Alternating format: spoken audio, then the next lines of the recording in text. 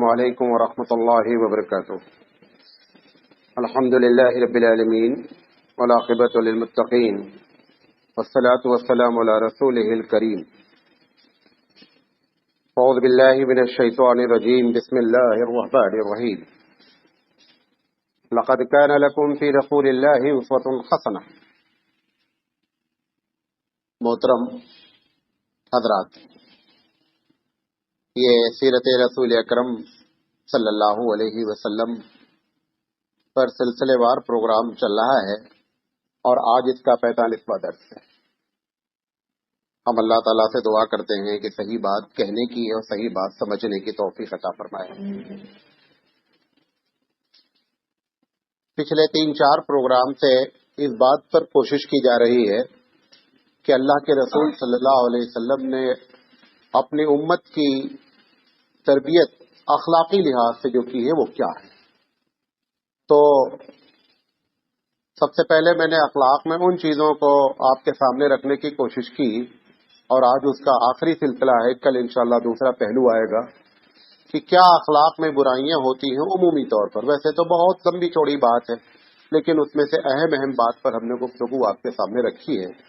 آج جو ہے اس کی آخری کڑی ہے، اور کل انشاءاللہ کل سے رسول اکرم صلی اللہ علیہ وسلم نے وہ اخلاق جو دنیا کے سامنے پیش کیے اور اپنی امت کے لیے کہ امت کے لیے نمونہ بنے، وہ کیا ہے، وہاں سے شروع ہوں گے۔ آج جو ہے وہ ہم جو بات آپ کے سب سے کرنا چاہ رہے ہیں، ویسے لکھی ہے میں نے 5 باتیں۔ اگر ہم پانچوں کر لے گئے 35 سے 40 منٹ میں، تو ہم 5 پر گفتگو کریں گے۔ تو سب سے پہلے ہم بخل پر بات کریں گے۔ بخل جانتے ہیں؟ کنجوسی۔ اللہ کے رسول صلی اللہ علیہ وسلم نے فرمایا کہ البخیل بعید من اللہ، بعید من الجنہ، بعید من الناس، وقریب من النار، رواہ الترمذی۔ اللہ کے رسول صلی اللہ علیہ وسلم فرماتے ہیں کہ بخیل جو ہے وہ اللہ سے بڑا دور ہوتا ہے، لوگوں سے بھی دور ہوتا ہے، لوگ بھی اس کو پسند نہیں کرتے ہیں، جنت سے بھی دور ہوتا ہے، اور آپ نے فرمایا کہ قریب من النار، جہنم سے بہت قریب ہوتا ہے۔ ہم اس پر گفتگو کریں گے۔ سب سے پہلے تو یہ ہے کہ بخل کی ڈیفینیشن کیا ہے، بخیل کسے کہتے ہیں۔ جس طریقے سے فضول خرچی، اسراف کے بارے میں نے آپ سے بتایا کہ یہ نہیں بتایا جا سکتا کہ اتنا پیسہ خرچ کرو گے تو اسراف ہے، اس پر میں نے آپ سے گفتگو۔ اسی طرح بخل کا معاملہ ہے۔ ہم آپ کو ایک کسوٹی بتا رہے ہیں، اس کے تحت آپ یہ اندازہ کر سکتے ہیں کہ حقیقت میں بخل کیا ہے۔ تو اس کی تعریف میں یہ بات کہی گئی، غور سے سنیے گا۔ اس کی تعریف میں یہ بات کہی گئی ہے کہ شریعت نے جن معاملے میں کہا ہے خرچہ کرو، وہاں پر ایک بندہ خرچہ نہیں کرتا ہے تو ایسی شکل میں یہ بخل ہے اور یہ گناہ ہے۔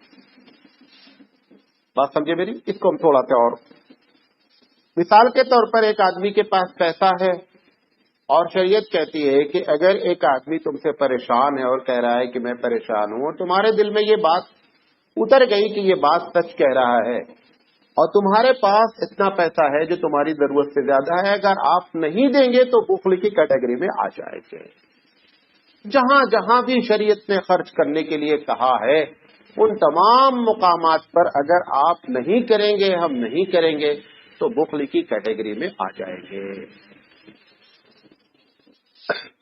جس میں سے 4 اہم باتیں غور سے سن لیں۔ ایک تو یہ ہے کہ جس معاشرے میں آپ رہ رہے ہیں، جس جگہ پر آپ رہ رہے ہیں، اس معاشرے میں کوئی بھی مسلمان یا غیر مسلم آپ کے علم میں آیا ہے کہ یہ پریشان ہے، یا اس نے خود بتایا ہے میں پریشان ہوں، اور آپ کو تحقیق ہے کہ یہ پریشان ہے، اور 3 چیزوں کی آپ سے وہ ڈیمانڈ کر رہا ہے۔ کتنی چیزوں کی ڈیمانڈ کر رہا ہے؟ 3 چیزوں کی۔ نمبر 1 کہہ رہا ہے کہ مجھے کھانے کے پاس کے لیے پیسے نہیں، پہلی ڈیمانڈ کر رہا ہے۔ دوسرا کہہ رہا ہے کہ میرے پاس اتنا کپڑا نہیں ہے کہ میں اپنے سطر کو ڈھانپ سکوں۔ تیسری بات کہہ رہا ہے کہ نہ مجھے کرائے پہ گھر مل رہا ہے، اتنا پیسہ نہیں ہے، اور نہ میرے پاس اپنی جھوپڑی ہے کہ میں دھوپ سے، پانی سے اور ہوا سے بچ سکوں۔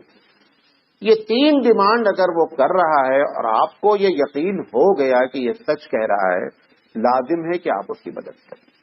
اس سے کوئی بحث نہیں ہے کہ وہ مسلمان ہے یا ہندو. بحیثیت انسانیت کے ناطے ہم کو اس کی مدد کرنی ہے اپنی طاقت پر.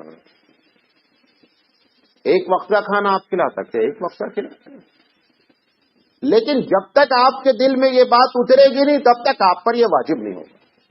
آپ یہ سمجھ رہے ہیں کہ یہ پیشاور ہے اور ہر ایک سے اسی طرح کہتا رہتا ہے، ٹھیک ہے، اب آپ کی چوائس ہے، آپ مدد کریں یا نہ کریں. لیکن اگر آپ کو یقین ہو گیا، اور خاص کر ایسا بندہ جو کسی سے مانگتا نہیں ہے اور آپ کے نالج میں آ گیا، تو پروردگار عالم اس کی بڑی تعریف کرتا ہے کہ ایسے شخص کی مدد کرنا جو لوگوں کے سامنے منہ نہیں کھولتا ہے اور آپ کو معلوم ہے کہ بندہ اندر سے کیا ہے، پریشان ہے. ایسے شخص کی مدد کرنا سب سارے لوگوں میں مدد کرنے میں سب سے افضل ہے. نمبر 1 بات. نمبر 2، آپ کے جو خونی رشتہ دار ہیں وہ پریشان ہیں اور یہ 3 پریشانی آپ کے سامنے رکھ رہے ہیں. یہ جو بتایا آپ کو، لازم ہے کہ آپ ان کی مدد کریں. اگر نہیں کرتے ہیں تو گنہگار ہیں، بخل کی کیٹیگری میں داخل ہیں. نمبر 2. نمبر 3، آپ کا پڑوسی ہے اور یہ 3 باتیں وہ پیش کر رہا ہے، لازم ہے کہ ہم اس کی مدد کریں. والدین ہیں اور وہ یہ 3 بات پلس ایک بات اور، یعنی لڑکا الگ رہ رہا ہے، والدین الگ رہ رہے ہیں، بچہ، والدین پیسہ مانگ رہے ہیں اور اس پیسے کا استعمال ان 3 چیز میں کرنا چاہ رہے ہیں. لازم ہے چاہے آپ کے پاس فاضل پیسہ ہو یا نہ ہو، آپ کے پاس ایک ہی روٹی ہے جو آپ کا کھانا، اس میں سے بھی آدھا والدین کو دینا پڑے گا. ان کی بھی آدھی روٹی وہ کھائیں گے، آدھی روٹی آپ کھائیں گے. اور ان کے پاس جو چوتھی چیز ہے، 3 چیزیں تو وہ جو بتائی، چوتھی چیز ان کی یہ ہے، وہ آپ سے کہہ رہے ہیں کہ پیسہ بھیجو بیٹا، پیسہ دو بیٹا، چونکہ میرے اوپر قرض ہے جو میں نے ضرورت کے لیے لیا ہے اور اب وہ قرضدار مجھ سے پیسے مانگ رہے ہیں، لازم ہے بیٹے کو پیسہ دینا. اگر نہیں دیتا ہے تو یہ بخیل کہلائے گا. ٹھیک ہے. چوتھی چیز، اگر اس کے اوپر زکوٰۃ فرض ہے اور زکوٰۃ نہیں دیتا ہے تو بھی بخیل کہلائے گا. 5ویں چیز، اگر کسی جماعت سے منسلک ہے، کسی کو وہ اپنا امیر مانتا ہے جماعت کو، اور وہ جماعت والے اس سے اپیل کر رہے ہیں کہ فلاں مسئلہ ہے اور اس کے پاس پیسہ زیادہ ہے، جبکہ اس کو وہ امیر تسلیم کر چکا ہے کہ میرا امیر ہے، چاہے وہ اسلامی حکومت ہو اور چاہے اسلامی حکومت نہیں ہو. اگر آپ کسی جماعت سے منسلک ہو گئے ہیں اور امیر جماعت آپ سے اپیل کر رہا ہے پیسے کی، تو لازم ہے کہ آپ اس کی مدد کریں. ٹھیک ہے. اپیل وہ 2 طریقے سے کر سکتا ہے، ویسے اس کو کرنا چاہیے مطلق اپیل. وہ یہ نہ کہے کہ ہر آدمی 5-5 ہزار روپے دو، یہ امیر کو خود ایسا ہونا چاہیے کہ ایسی اپیل نہیں کرے. اپیل وہ کرے 2 طریقے سے، کہ اپنی آمدنی کا 1% تم دو ہم کو، لہذا اس میں جو ہے آمدنی جتنی ہوگی اس کا 1% ٹھیک ہے. یا یہ وہ کہے کہ جو تمہاری طاقت ہے وہ دو. اللہ کے رسول صلی اللہ علیہ وسلم نے یہ فرمایا کہ جس کی جو طاقت ہو وہ تو، جس میں ابو بکر نے پوری دولت لٹا دی، حضرت عمر نے آدھی دولت لا کر کے ڈالی. یہ وہی تھی کہ جس کو امیر مان لیا گیا تھا، لہذا اس کی یہ 5 جگہ ہوتی ہیں جو شرعی لحاظ سے پیسہ آپ کو خرچ کرنا ہی کرنا ہے. اگر نہیں کریں گے تو بخل کی کیٹیگری میں آ جائے گا. میں اپنی بات سمجھا لے گیا آپ کو. اچھا، دوسری چیز، ایک آدمی کے علاقے میں ایک چیز چل رہی ہے جو شرعی لحاظ سے ناجائز نہیں ہے. مثال کے طور پر کسی علاقے میں یہ ہے کہ جب ہم کسی کے گھر جاتے ہیں تو کوئی چیز لے کے جاتے ہیں، یہ ایک عام رواج ہے، گھر کے یہ سنت بھی ہے. لیکن عموماً یہ بات ہے کہ ہم کسی کے گھر جائیں تو کچھ لے کر کے جاتے ہیں. ایک آدمی کے پاس پیسہ ہے، وہ لے کر کے نہیں جا رہا ہے، یہ بھی بخل ہے. اس میں اور اس میں فرق کیا ہے؟ اس بخل پر گناہ نہیں ہوگا، خلاف اولا ہے. پہلے والے پر گناہ کبیرہ ہوگا. کب تک؟ بات سمجھیے میری. تیسری چیز، آپ کو اپنی عزت کی حفاظت کرنے کے لیے کہیں پیسہ خرچہ کرنے کی بات آ گئی. اب آپ نہیں خرچہ کر رہے ہیں اور جس کی وجہ سے عزت جانے کا خطرہ ہے، اور آپ کے پاس پیسہ رکھا ہوا ہے، پیسہ ہی نہیں تب تو کوئی مسئلہ ہی نہیں ہے، پیسہ ہونے پر ہی بخل ہوتا ہے، جب پیسہ ہی نہیں تو بخل کیا ہوگا؟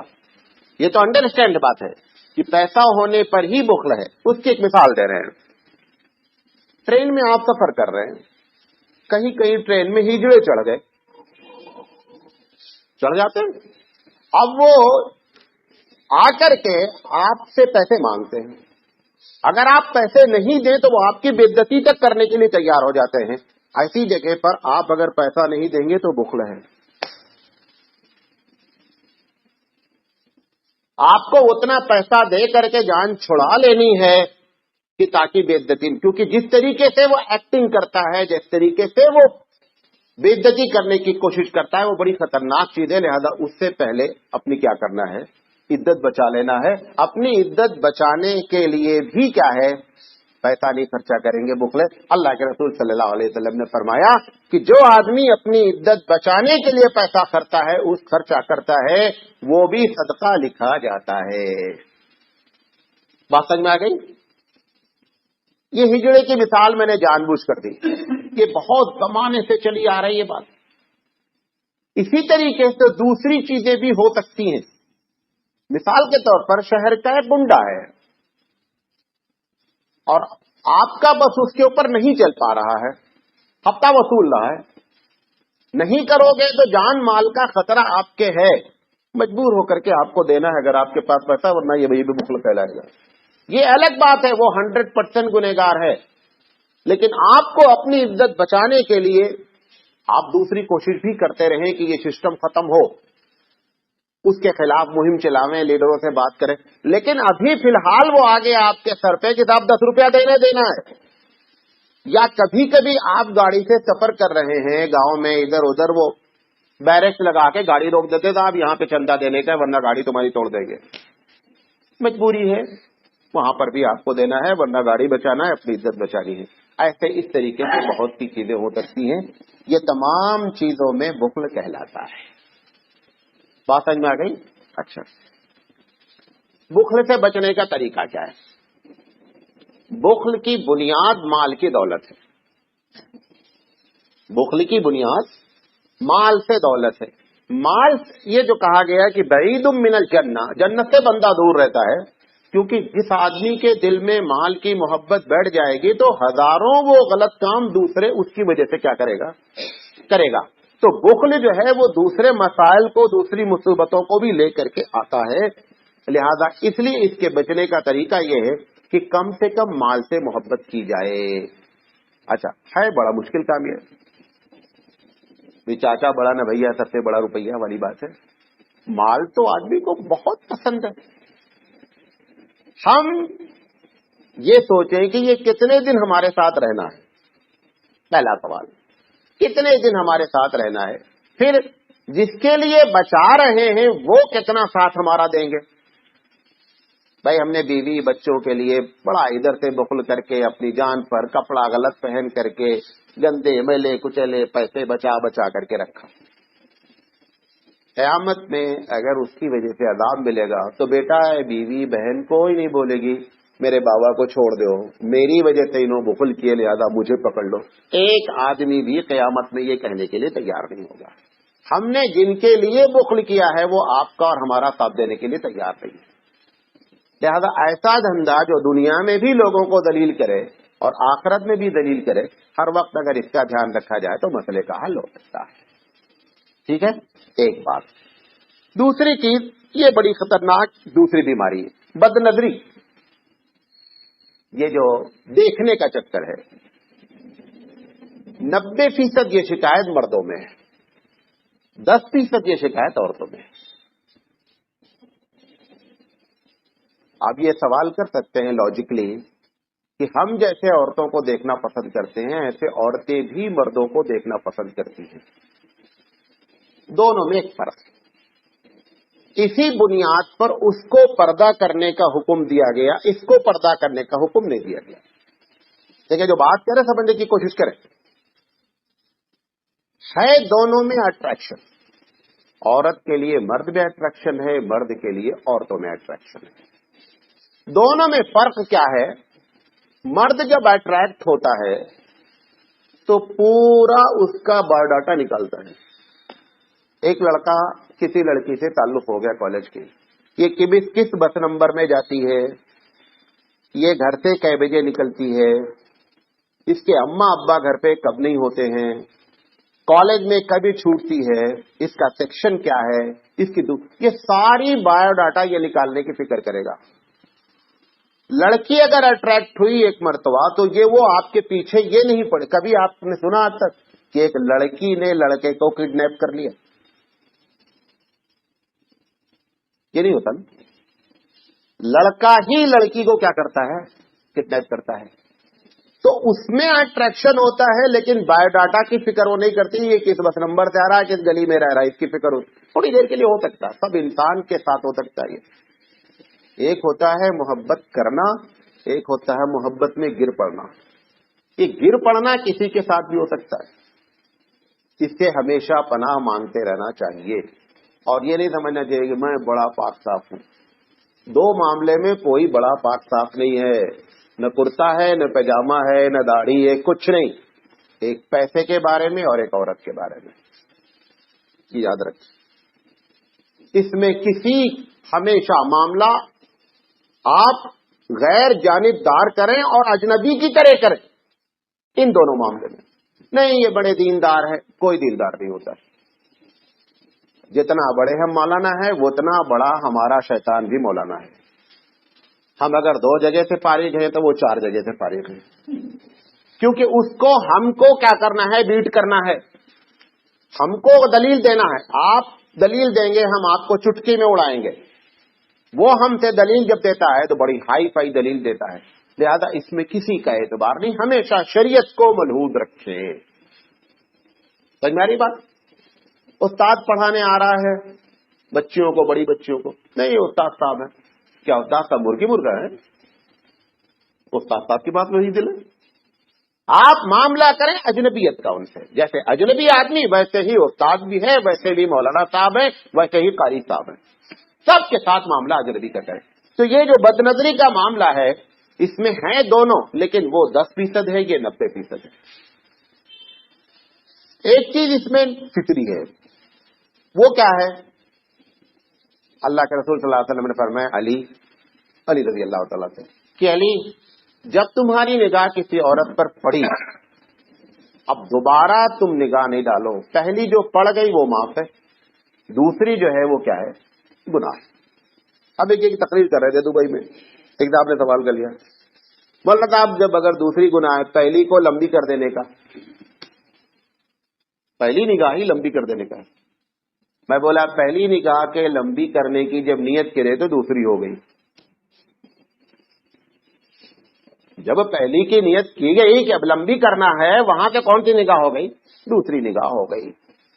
ये मर्द आम है, 90% है, इसमें भी किसी के कुर्ते पैजामे का कोई ख्याल नहीं है, दाढ़ी का कोई ख्याल नहीं है। जब तक खौफे खुदा नहीं होगा तब तक इस मर्द से बंदा बच नहीं सकता। ये जो शिकायत लोग करते हैं, हदीस में आता है, अल्लामा इब्न क़य्यिम रहमतुल्लाह अलैह ने नकल की है कि ये जो लोग शिकायत करते हैं कि मौलाना साहब नमाज में दिल नहीं लगता, मौलाना इब्न क़य्यिम रहमतुल्लाह अलैह फरमाते हैं कि अगर बदनजरी किसी के अंदर मौजूद है तो उसको इबादत में शगफ पैदा नहीं हो सकता। फिर उन्होंने हदीस नकल की है अल्लाह के रसूल सल्लल्लाहु अलैहि वसल्लम की, अल्लामा इब्न क़य्यिम की किताब है, अभी हिंदुस्तान में वो किताब आई नहीं है, उर्दू में छपी है पाकिस्तान से, दवाए शाफी, बड़ी जबरदस्त किताब है। अल्लामा इब्न क़य्यिम रहमतुल्लाह अलैह ने फरमाया कि अल्लाह के रसूल सल्लल्लाहु अलैहि वसल्लम ने फरमाया कि अगर इस चीज पर कोई अपने पाबंदी रखता है तो अल्लाह के रसूल फरमाया कि उसको इबादत में हलावत, इबादत में मिठास और शीरनी महसूस होगी। ये जो हमको शिकायत है कि हमारी नमाज में हमारा दिल नहीं लगता, उसमें एक बड़ा रोल ये बदनजरी करती है, और इस पर सवाब भी इतना बड़ा है।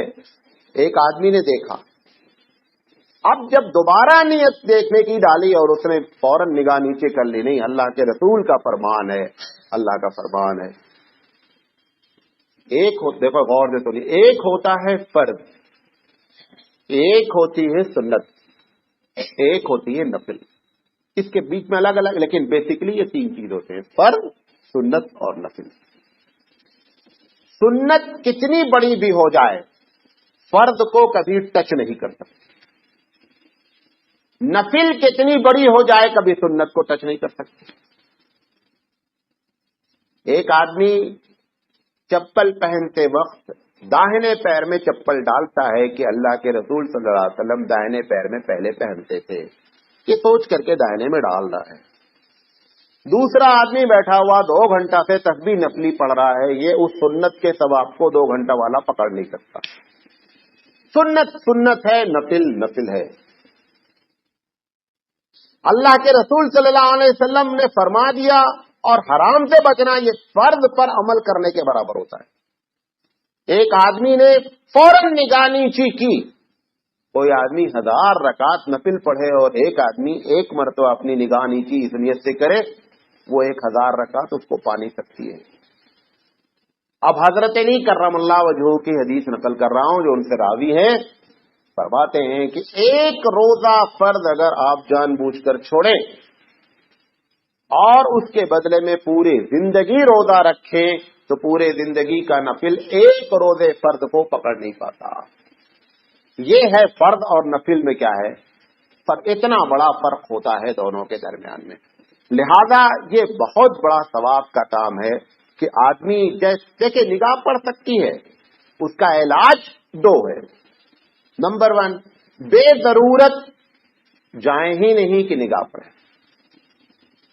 بازار جانا ہے مثال کے طور پر، یقینی بات سودا ہے، سلوک ہے، بازار میں کام ہی کر رہے ہیں، بزنس ہے. جو لوگ بے تکے جا رہے ہیں، ایک بہت بڑا طبقہ تو صرف بازار گھومنے جاتا ہے، یہ تو ہر حال میں گنہگار ہے. بچنے کا سب سے پہلا طریقہ یہ ہے کہ کم سے کم ہم کیا کریں، ایسی محفل کو اٹینڈ کریں جہاں پر عورتوں سے ہمارا تعلق ہونے کے چانسز ہیں، مخلوط ہونے کے ملنے کے چانسز ہیں، اس کو زیادہ سے زیادہ اوائڈ کریں. اور اگر ایسا ہو گیا کہ نہیں صاحب جانا ضروری ہی ہے، بازار میں ہی بزنس ہے، دکان ہے، شاپ ہے، تو ایسی شکل میں پھر ہر وقت اللہ کے رسول اور اللہ کے فرمان کو یاد رکھیں اور یہ سمجھیں کہ عبادت کر رہا ہوں، گھر کے دکان پہ کھڑا ہوں. وہ جو بندہ بیٹھ کر مصلی پہ بیٹھا ہے وہ اور یہ دکان پہ جو کھڑا ہے اور ہر لمحے اپنی نگاہ نیچی کر رہا ہے اس وجہ سے کہ ہماری نگاہ نہ پڑے، یہ دونوں بندے میں کوئی فرق نہیں ہے. لہذا عبادت سمجھ کر کے یہ کام کریں تو انشاءاللہ اس بدنظری کا علاج ممکن ہے. دوسری چیز، تیسری چیز، یہ ایک بات اس میں اور بتا دیں آپ کو، یہ جو بدنظری سے روکا گیا ہے، حقیقت میں شریعت کی پالیسی جو ہوتی ہے وہ کسی بڑے گناہ سے روکنے کے لیے پریکاشن لیتی ہے، مطلب پہلے سے اس کو روکنے کی فکر کرتی ہے. آپ دیکھیں پیٹرول پمپ پہ یہ لکھا رہتا ہے کہ صاحب سگریٹ ناٹ الاؤڈ. ایسا نہیں ہے کہ سگریٹ پیتے ہی پیٹرول پمپ پہ بھاگ سے آگ لگ جائے گی، یہ پریکاشن ہے. چانسز ہیں کہ آگ لگ جائے. یہ طریقہ قطعی نہیں ہے کہ پیٹرول پمپ کے پاس آگ جلائی جائے، بیچ میں فائر بریگیڈ رکھا جائے، دیکھیں آگ کیسے لگتی ہے. یہ طریقہ حفاظت کا نہیں ہوتا ہے. حفاظت کا طریقہ شریعت میں بھی یہی ہے، لوگوں نے بھی اسی طریقہ ہے کہ برائی کو ہونے سے پہلے روکو. اللہ تعالیٰ کہتا ہے قرآن کریم میں لا تقربوا الزنا، یہ نہیں بولتا زنا نہیں کرو، بولتا زنا کے قریب نہیں جاؤ. وہ یہاں سے یہ جو آنکھ کا معاملہ ہے، ایک حدیث بخاری کی ہے، اللہ کے رسول صلی اللہ علیہ وسلم ہے کہ آنکھیں زنا کرتی ہیں. پھر دوسری حدیث میں ہے کہ کان زنا کرتے ہیں، ہاتھ زنا کرتے ہیں، پیر زنا کرتے ہیں، زبان زنا کرتی ہے. کیونکہ یہ سب زنا کے مقدمات ہیں، زنا سے پہلی کی چیزیں ہیں. یہ جو بدنظری سے یہاں روکا جا رہا ہے، اصل روکنا مقصد کس چیز کا ہے کہ تاکہ معاشرے میں زنا سے لوگوں کی حفاظت کی جا سکے. اچانک اگر آپ روکیں گے زنا کو تو بہت مشکل کام ہے. پہلے سے جو ہے وہ آپ سگریٹ پینا الاؤڈ ہی نہیں کریں کہ وہاں آگ لگنے کے چانسز ہوں. اس وجہ سے شریعت نے اس کو جو ہے یہاں سے روکنے کی فکر کی ہے. اور یہ آپ کو بتا دیں یہ شریعت کی پالیسی ہوتی ہے کہ ہر برائی کو روکنے کے لیے وہ بہت دور سے اقدام کرتی ہے. مثال کے طور پر قبرستان میں جا کر کے مردے کے لیے ایصال ثواب یا فاتحہ جو ہم پڑھتے ہیں اس کو کہا گیا کہ وہاں پر کھڑے ہو کر کے ہاتھ اٹھا کر کے نہیں پڑھے. کیوں ہاتھ اٹھا کر میں چانسز یہ ہیں کہ بندہ یہ سمجھے گا کہ یہ اس سے کیا کر رہا ہے, مانگ رہا ہے. اس غلط فہمی کو دور کرنے کے لیے کہا گیا کہ آپ وہاں کھڑے ہو کر کے پڑھیں, ہاتھ نہیں. آپ یہاں سے ہی سال ثواب بیٹھے کر رہے ہیں, آپ ہاتھ اٹھا کر کرے پڑھے, کوئی مسئلہ نہیں. وہ بھی روکنا مقصد ہے کہ اس چیز کی طرف لوگوں کی غلط فہمی نہ ہو. ایک دوسری حدیث میں اللہ کے رسول فرمائے اتقوا مواضع التہم, اے لوگوں تہمت سے بچو, نہیں تہمت کی جگہوں سے بچو, تہمت کی جگہوں سے بچو. اب ایک جگہ شراب پی جاتی ہے, نہیں صاحب میں شراب پیتا نہیں ہوں, میں بہت اپنے آپ کو بن رہا ہوں, مجھ سے مطلب نہیں, میں جاؤں گا, یہ طریقہ نہیں. آپ اپنی وجہ سے دوسرے کو کنفیوز نہیں کریں. آپ کو دیکھ کر کے کوئی آدمی اگر یہ سمجھ گیا جناب یہ بھی شرابی ہے, گھر کے آپ نے شراب نہیں پیا, آپ کی وجہ سے آپ کے اوپر گمان کرنے کا گناہ اس کے اوپر ہوا, لہذا اس سے کیا کرے, اپنی حفاظت کرنا. تیسری چیز تجسس. قرآن مجید کہتا ہے ولا تجسسوا, لوگوں جاسوسی نہیں کرو. اللہ کے رسول صلی اللہ علیہ وسلم فرماتے ہیں من رأى عورتا, جس کو کسی کا راز معلوم ہو گیا, فسترہا, اس نے اس کو چھپائے رکھا. کان کمن احیا موعودۃ, آپ نے فرمایا کہ اس نے اتنا بڑا کام کیا جیسے کوئی لڑکی کو دفنانے جا رہا تھا, اس نے اس کی جان بچا لی. اتنا بڑا اس نے کام کیا. یہ جو تجسس ہے یہ بھی بڑی خطرناک بیماری ہے. اللہ کے رسول صلی اللہ علیہ وسلم نے اپنے صحابہ کی جو ٹریننگ دی, اپنے صحابہ کا جو تزکیہ کیا, ان کی جو تربیت فرمائی, زبردست قسم کا ایک پورے صحابہ کا بیچ تیار ہوا. ابھی ہماری عادت ہے ہم ٹیلی فون کر رہے ہیں, کسی سے بات کر رہے ہیں, اب آپ بیٹھے مولانا صاحب کسے ٹیلی فون کر رہے ہیں, ارے بھائی ہم کو اگر آپ سے متعلق ہوگا ہم آپ کو بتا دیں گے. یہ پوچھنے کی کیا ضرورت ہے کہ آپ کس کو ٹیلی فون کر رہے ہیں. دروازے کے پاس کھڑے ہو کر کے سن رہے ہیں کہ کیا بات ہو رہی ہے. ٹیلی فون ہمارا رکھا ہوا ہے, اب میں نہیں موجود ہوں, ارے ایس ایم ایس دیکھیں چیک کریں کیا ہے. یہ ساری برائیاں, کسی کی ڈائری دیکھنا, کسی کا جو ہے وہ خط پڑھنا, کسی کا ٹیلی فون اٹھا کر کے ایس ایم ایس, کسی کا پاسورڈ معلوم ہو جانا تو اس کا نیٹ کھول لینا, یہ سارے تجسس میں داخل ہیں. اچھا, یہ بندہ نہیں سمجھ رہا ہے کہ اگر اوپر والا میرا تجسس کر دیا تو کیا بنے گا. پروردگار عالم کہتا ہے کہ جو آدمی یہاں کسی کے گناہ کو چھپاتا ہے, اللہ تعالیٰ کہتا ہے کہ میں بھی قیامت میں اس کے گناہ کو سب کے سامنے کرنے سے چھپاؤں گا. اور اگر تم نے یہاں میں کیوں, اصل کیا ہے, اللہ کو اپنے بندوں سے بڑی محبت ہے. جب ہم ان کی بے عزتی کرتے ہیں بندوں کی, تو پروردگار عالم تو سخت ناگوار ہوتا ہے کہ میرے بندوں کی اس نے کیا کی ہے, بے عزتی کی ہے. لہذا جب ہم اس کے سامنے کھڑے ہوں گے تو وہ ہماری بے عزتی بندوں کے سامنے کرے گا کہ یہ اس کا بدلہ ہو گیا برابر. لہذا اگر ہم یہ چاہتے ہیں کہ قیامت میں ہماری غلطیاں دیکھیں, اللہ کا یہ تو جو اللہ رحمان اور رحیم ہے, کتنے گناہ ہم کرتے ہیں, اگر یہ معلوم ہو جائے پبلک کو تو مولانا صاحب کا سارا کریڈٹ ختم ہو جائے گا. کس نے چھپا رکھا ہے, رب نے چھپایا. اسی کا نام ہے کہ میں رحمان اور رحیم ہوں. اس نے اتنا بڑا کمال کیا, اتنی بڑی رحمت ہمارے ساتھ کی کہ پبلک میں ہمارے گناہ کو واضح نہیں کیا. لہذا اگر تم کو ایک آدھ چیز کسی کے بارے میں معلوم ہو گئی ہے, دبائے رکھو. اس میں عورتیں تو اتنا مشکل کام ہے کہ جس کا کوئی جواب نہیں ہے. اگر ان کو کوئی ایک بات معلوم ہو گئی ہے, اگر وہ بتا نہ دیں تب تک معاملہ. شوہر بڑی محبت میں اس کو بتاتا, دن بھر کی رپورٹ دیتا جا کر کے شام میں, آج بازار میں یہ ہوا, ویسا ہوا, یہ ہوا, وہ ہوا, فلاں ہے. یہ جو بتا رہے ہیں حضرت, ایک مرتبہ ہر بات کرنے سے پہلے, علاج بتا رہا ہوں, ایک مرتبہ ہر بات کرنے سے پہلے صرف ایک مرتبہ سوچ لیں کہ یہ اطلاع میں اس کو کیوں دے رہا ہوں, کیا اس کا فائدہ ہے. سارا معاملہ کنٹرول میں آ جائے گا. ایک مرتبہ صرف سوچ لیں کہ یہ بات میں جو اپنی بیوی سے کہہ رہا ہوں، بھائی سے بتا رہا ہوں، دوست، کیوں میں یہ بتا رہا ہوں، کیا چکر ہے اس کے پیچھے؟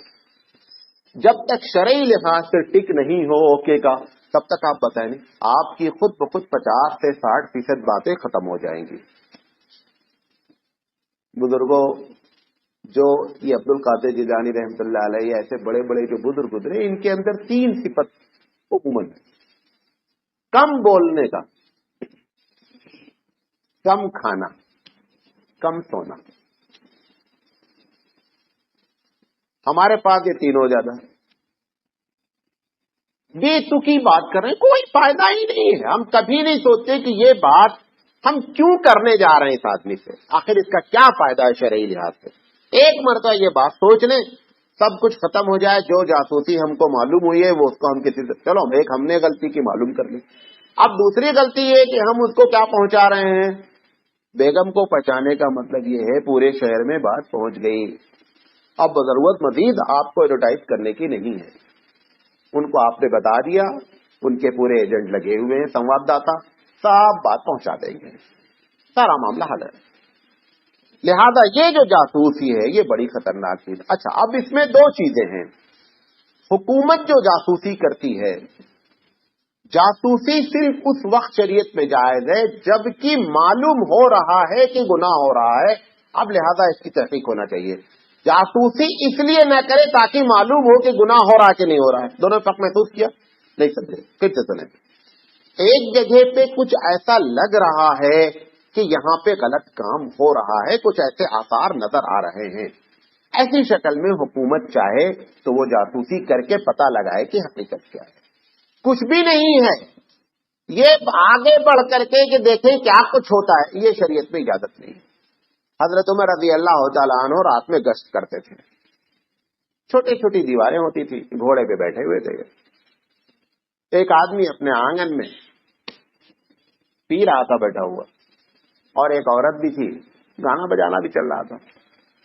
یہ گھوڑے پہ تھے تو یقینی بات ہے دیوار، ان کو تھوڑا سا لگا کہ کچھ آواز آ رہی ہے گانے کی، یہ دیوار پہ چڑھ گئے۔ دیکھا تو حضرت پیے ہوئے ہیں اور وہ گا رہی ہیں، لیکن وہ جو پیے تھا نا وہ ہوش میں تھا، وہ اتنا مدہوش نہیں تھا۔ انہوں نے حضرت عمر رضی اللہ تعالیٰ نے کہا کہ اللہ کے دشمن، کیا تو سمجھتا ہے کہ تو ایسی برائیاں کرے گا تو اللہ تیرے رات کو فاش نہیں کرے گا؟ اس نے کہا عمر ہم نے تو جو غلطی کی وہ تو کی، تم ایک ساتھ 3 غلطی کر رہے ہو۔ پرانا پیکڑ رہا ہوگا، چڑھائی نہیں چڑھی ہوگی۔ اس نے اس حالت میں حضرت عمر سے کہا کہ آپ ہم تو ایک غلطی کر رہے ہیں، تم 3 غلطی بیک وقت کر رہے ہو۔ اب آج کی طرح تو حکمران ہوتے نہیں تھے، ان کے تو کان کھڑے ہو گئے کہ اللہ میں تو اچھائی کے لیے کام کیا ہے، ہمارے سر ہی لگا دیا اس بندے نے۔ کہ آپ پہلی غلطی، قرآن کہتا ہے وَلَا تَجَسَّسُوا، تمہیں جاسوسی کر رہے ہیں، نمبر 1 غلطی۔ نمبر 2، اللہ بولتا جب کسی کے ہاں جاؤ تو اجازت لے کے جاؤ، تمہیں بغیر اجازت کیا ہے، نمبر 2 غلطی۔ نمبر 3، اللہ بولتا کسی کے گھر میں جاؤ تو دروازے سے جاؤ، تمہیں پیچھے سے آئے۔ یہ 3 غلطی بیک وقت ہو رہی ہے، میں ایک غلطی کر رہا ہوں، تم 3 غلطی کر رہے ہو۔ حضرت عمر رضی اللہ تعالیٰ نے کہا میں اپنی غلطی کو ایکسپٹ کرتا ہوں، لیکن خدا کے واسطے ایسا کام نہیں کرو، لیکن اس پر کوئی کارروائی انہوں نے نہیں کی۔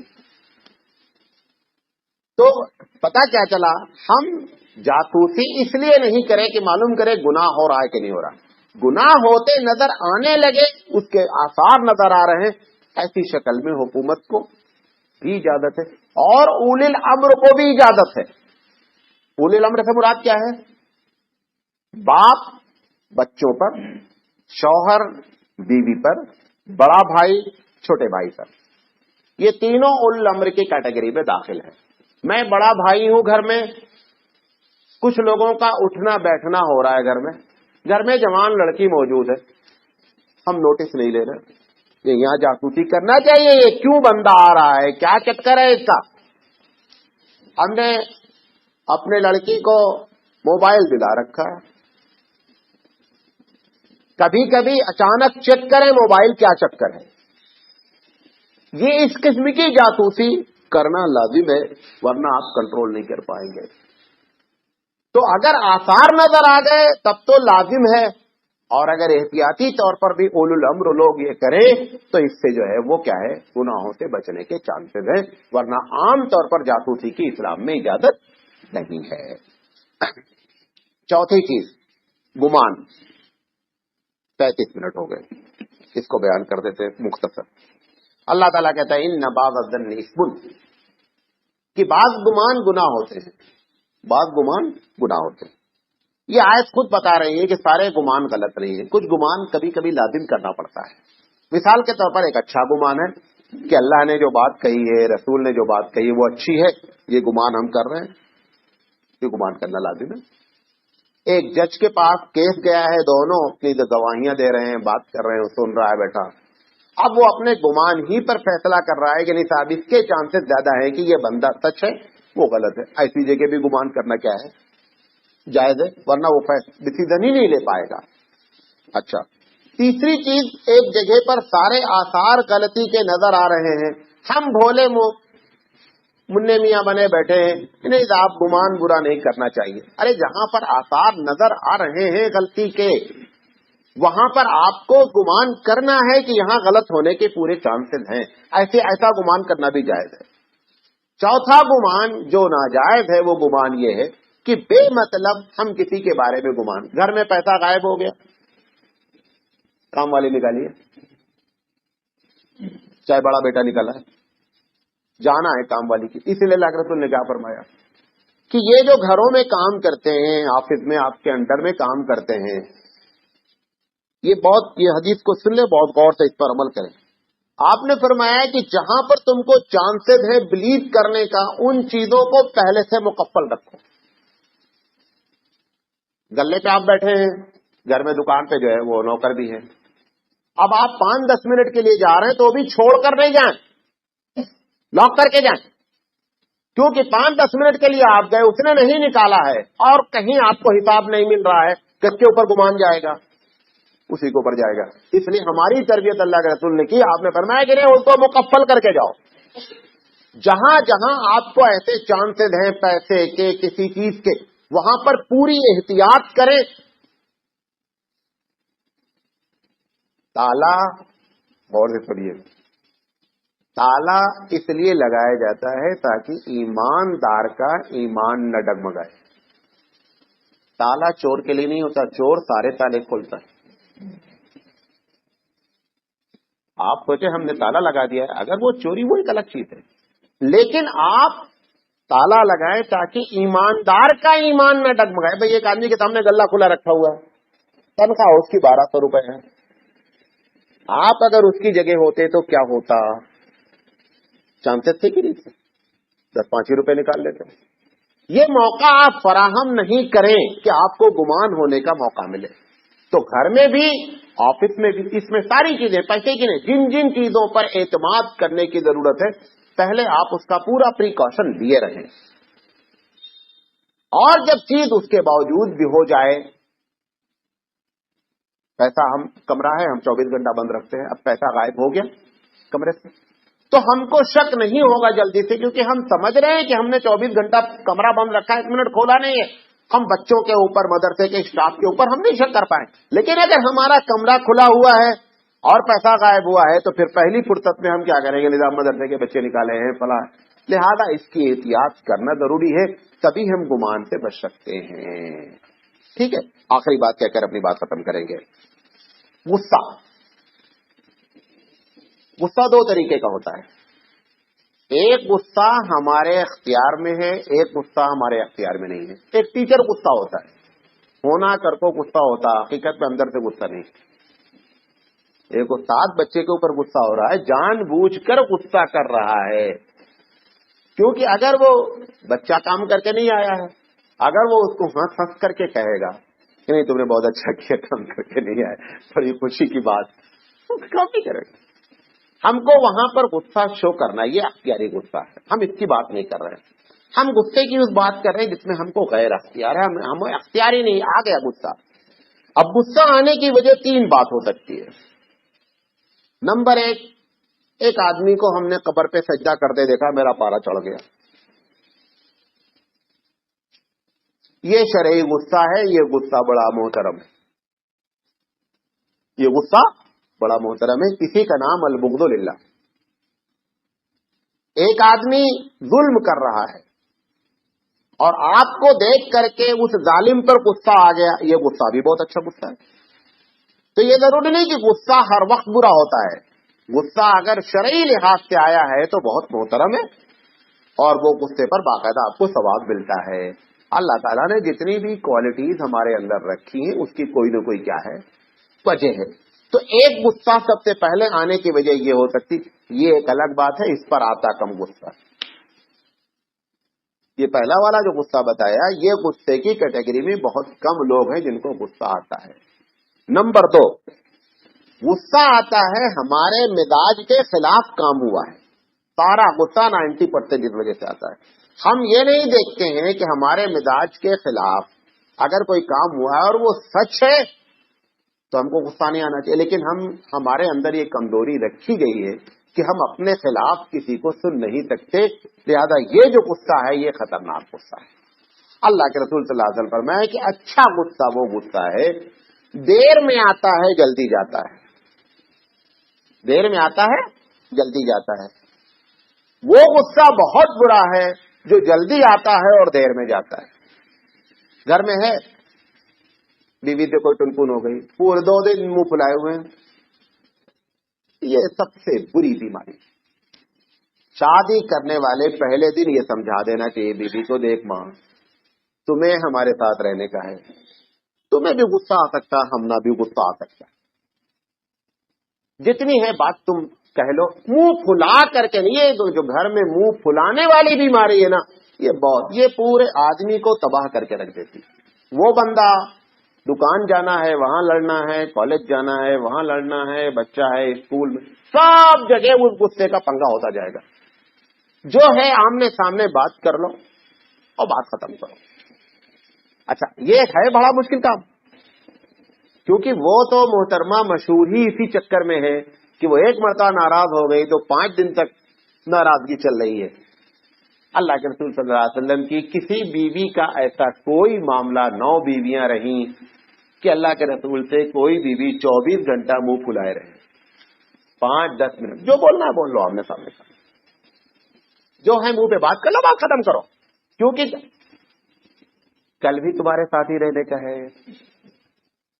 بھئی اگر منہ پھلا کر کے یہ چلو بھائی تمہارا ہمارا السلام علیکم وعلیکم السلام تو بات ٹھیک ہے، لیکن کل پھر اسی کے ساتھ رہنا ہے تو آج کا دن کیوں برباد کر رہے ہو؟ لہذا یہ طے کر لو کہ یہ منہ پھلانے والی جو بات غصے کی نہیں، یہ بڑی خطرناک بات ہے۔ تو پہلی وجہ جو غصے کی وہ بڑی محترم، دوسری وجہ غصے کی ہمارے مزاج کے خلاف کام ہوا، لہذا ہم کو غصہ آیا۔ اچھا، اب جب غصہ آ گیا، یہ دوسری وجہ، تیسری وجہ بتا کر اس کا حل بتاتے ہیں۔ کبھی کبھی سچ بات پر غصہ آ سکتا ہے، بندہ بات سچ کہہ رہا، ہم کو غصہ آ رہا، یہ اس سے خطرناک چیز ہے۔ ایک میں تو ہم آئیڈینٹیفائی ہی نہیں کر پائے غصہ کیوں آیا، دوسرے میں مثلا ایک آدمی نے غلط کام کیا ہے، ایک آدمی ڈانٹ رہا ہے، یہ چپ کے غصہ ہو رہا ہے، مجھے معلوم ہے میں نے غلط کام کیا، آپ کو غصہ ہونے کی کیا ضرورت، سنیے اس کی بات۔ یہ تیسرا جو ہے یہ سب سے برا غصہ ہے کہ جس میں بندے کو یہ بھی معلوم ہو گیا کہ میں غلط ہوں، اس کے باوجود بھی کیا کر رہا ہے، غصہ کر رہا ہے۔ اچھا، اب جب غصہ ہو گیا، اللہ کے رسول نے اس کے کئی علاج بتائے، یہ نہیں کہا کہ غصہ نہیں آئے گا، غصہ تو آئے گا۔ نمبر 1، عرب کیا کرتے ہیں، عرب کے اندر بڑی اچھی سٹائل ہے، جیسے کسی کو غصہ دیکھے نا، پہنچے گا اللہم صلی علی، درود پڑھو درود پڑھو، دونوں کو درود پڑھا کر کے پھر بات شروع کریں گے، اور اللہ کا فضل ایسا ہوا درود پڑھاتے ہی معاملہ سارا کا سارا کیا ہوتا ختم ہو جاتا۔ جیسے پہنچیں گے صلی علی محمد صلی علی محمد صلی علی محمد صلی علی محمد، 5-10 مرتبہ چلا کر کے دونوں کو صلی علی محمد کرا کر کے، اچھا آپ کیا بات ہے بولو بھائی، ایک اچھا طریقہ ہے، آپ بھی کر سکتے ہیں۔ دوسرا، اللہ کے رسول فرمایا اگر کھڑے ہو تو بیٹھ جاؤ، کیونکہ بی پی آئی ہے، کھڑے ہو تو بیٹھ جاؤ۔ پھر آپ نے فرمایا اگر بیٹھے ہو تو لیٹ جاؤ۔ تیسری بتایا آپ نے کہ جب غصہ آئے تو اعوذ باللہ پڑھو۔ یہ سب غصے میں ہوش میں رہنا تبھی کریں گے نا، جب غصے میں ہم ہوش میں رہیں گے تبھی تو یہ چیزیں کر پائیں گے، لیکن اگر آپ اس کی عادت ڈالیں گے تو ہوش میں برقرار رہیں گے، ہوش میں رہیں گے۔ تو یہ 3 طریقہ ہے۔ بعض لوگوں نے ٹھنڈا پانی پینے کا کہا ہے، میں نے بڑی تلاش سے حدیث اس پر نہیں ملی، بعض لوگ ٹھنڈا پانی پینے کی بات بھی کرتے ہیں کہ بندے کو پانی پلایا جائے.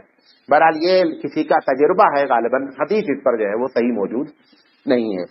اللہ کے رسول صلی اللہ علیہ وسلم نے فرمایا اصل غصے پر کنٹرول کرنے والے کا جو اجر ہے وہ سنیں. اللہ کے رسول فرمایا ایک آدمی کو غصہ آیا اور سچ بات پر آیا. ایک آدمی نے چوں ہی مار دیا. یہ مارنے کی طاقت رکھتا ہے کہ ایک کا جواب 4 دے دے. غصہ بھی اس کو آیا، پھر اس نے کہا نہیں، اللہ کے رسول نے کہا غصے پر کنٹرول کرنا چاہیے، اچھا جاؤ یار تم کو معاف کرتا ہوں.